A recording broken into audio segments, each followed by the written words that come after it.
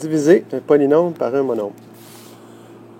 Alors, dans ce dernier volet des opérations sur les polynômes, souvenons-nous que diviser, c'est multiplier par l'inverse. Si je prends un exemple de ça, 10 divisé par 2, c'est la même chose que 10 multiplié par l'inverse de 2, qui est une demi. Or, 10, c'est 10 sur 1, ce qui fait donc 10 sur 2. Si je réduis, ça fait 5. Ça revient à se demander, dans le fond, combien de fois 2 rentre dans 10. 10 5 fois, ou encore la demi de 10, qui est 5.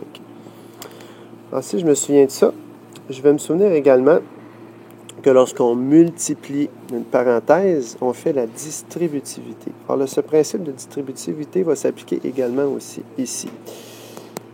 Ainsi, la parenthèse 6x carré plus 3xy moins 2x, le tout divisé par 3x, peut s'écrire de cette façon. 6x carré plus 3xy moins 2x, multiplié par 1 tiers de x. 3x, c'est 3x sur 1, donc multiplié par 1 tiers de x. Si j'applique la distributivité, je vais avoir 1 sur 3x qui va multiplier chacun des 3 termes dans la parenthèse. Je peux donc écrire ça comme ça.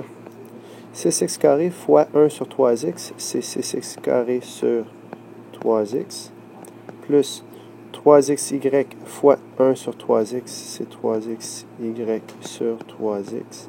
Et finalement, moins 2x fois 1 sur 3x, c'est moins 2x sur 3x. Il reste à réduire. 6 sur 3, ça fait 2. Et j'applique ensuite les propriétés des exposants. Ici, l'exposant de mon x au dénominateur, c'est 1. Comme je divise une même base, je peux soustraire les exposants. Ainsi, 2 moins 1, ça fait 1. J'ai donc 2 fois x à la 1 que je n'écris pas. Ensuite, 3 sur 3, ça fait 1. Alors, plus 1 fois x sur x, ça fait 1. Il me reste y. Et finalement, moins 2 tiers que je ne réduirai pas puisque je la laisse en fraction. Je n'ai pas intérêt à ajouter une opération là, en divisant 2 par 3.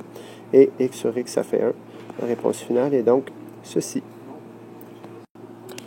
Une deuxième façon de voir la division d'un polynôme par un monôme, c'est de voir ça comme une grande division, c'est-à-dire une grande fraction.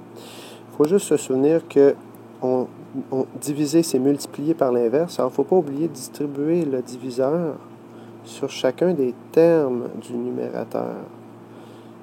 Ensuite, ça donne exactement la même chose que tantôt. Alors, si j'ai 6x carré divisé par 3x, ça va me donner mon premier terme ici. Ensuite, 3xy sur 3x va me donner mon terme en y ici. Et finalement, moins 2x sur 3x va me donner mon dernier terme. Donc, la réponse est la même.